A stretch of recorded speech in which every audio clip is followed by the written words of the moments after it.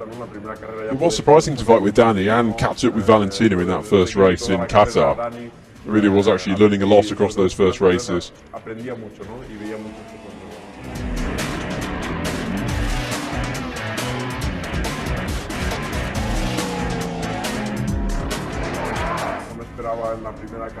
certainly wasn't expecting to be on the podium in my first race with Honda. I didn't expect it at all, to be honest.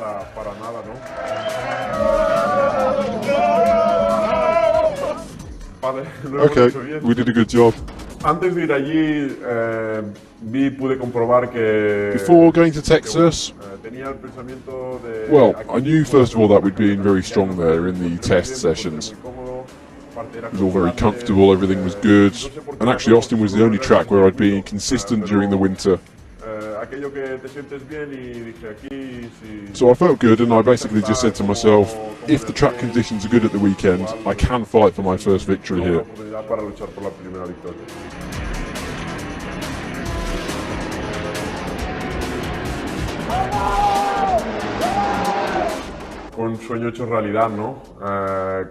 It was a dream come true, yeah.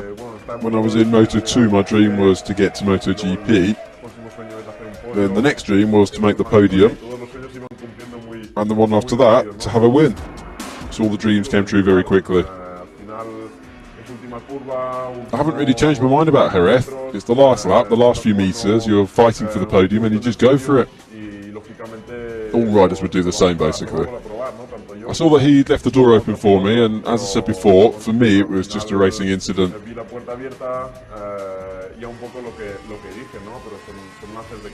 Yeah, at the end of the day, these things happen in racing. That is racing, it can happen to any of us, and that's the nice thing and the true essence of racing. Well,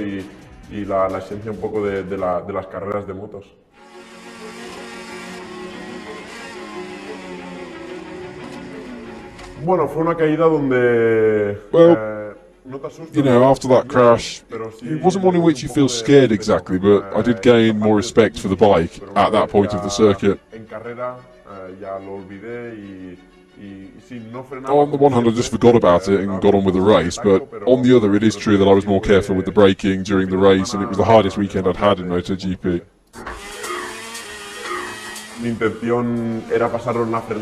My intention was to make the overtake in the braking zone, and I had already done that, but then Valentino defended his position and released the brakes, so he sort of provoked the moment.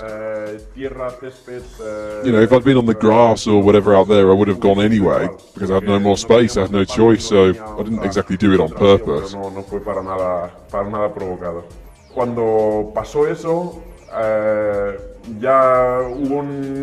When that happened, I actually felt so excited that I nearly crashed myself in the next corner. I just kept telling to myself, I've passed Valentino in his special place. But then I just told myself, I've got to catch up with Basil and try and win, because I knew there would be a lot of talking about that overtake I'd done.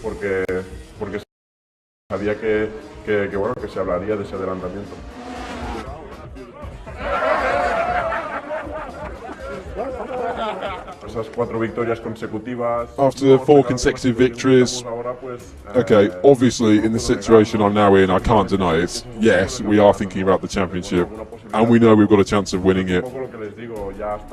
However, I maintain what I've said all along. I've already done better than I expected in my first year in MotoGP, and okay, if we win the title, it will obviously be great, but I don't feel obliged to win it.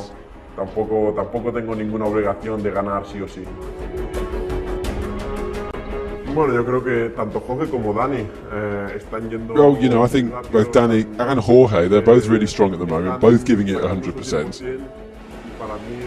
It's just an honour for me, really. I'm fighting against the best Jorge and the best Danny now that they're both recovered. But they are giving it their absolute best to fight me hard now. Jorge's playing his cards well, though. He knows when to play hard, take risks, and when to win races.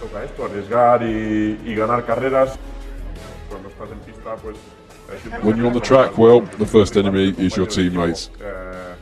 We've always had that sort of rivalry between us in the garage. But, you know, I've got it very clear at the moment that Danny is the #1 in the team. He's the one who needs to win the championship, and I'm the rookie. That's how I started the year, and that's how I'm going to finish it. And I've really got no intention of taking a different role right now because it's not my moment. We'll see what happens, obviously, over the next years, but for now, my role is being a rookie, and I'm just making the most of it because I don't have responsibilities or pressures like that. I can just ride with more freedom.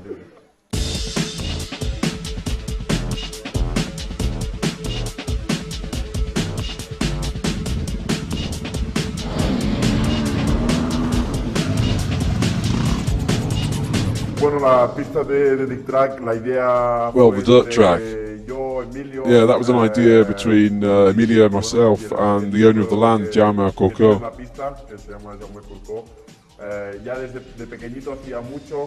Since I was really small, I'd always ridden dirt track, but then it sort of disappeared from where we lived and nobody was organising races anymore. But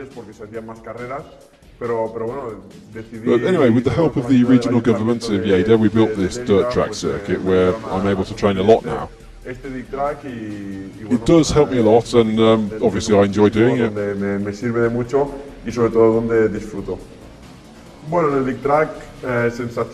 Dirt tracking, the feelings you get, well actually it's just a completely different style to MotoGP. You don't have a front brake, all you have is the rear brake. The feeling is completely different, you slide a lot, the way you touch the gas is different, but everything sort of just trains your general feelings. You know, they're only small little things really, but it is an important training exercise, and overall I do have lots of fun doing it. Well, here we are at home then, preparing some clothes and merchandise because I'm heading to the dirt track circuit where I always train, and I'm going to give them some presents. I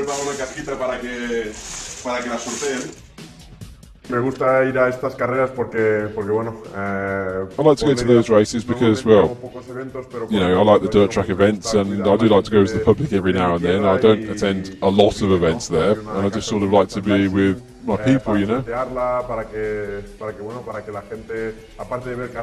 Last time I also took a full box of merchandising presents to share with them because I wanted to show them that I care for them and I care for their support. You know, I like to go and visit these events not only because I love motorsports, but also to spend time with my people and my fans.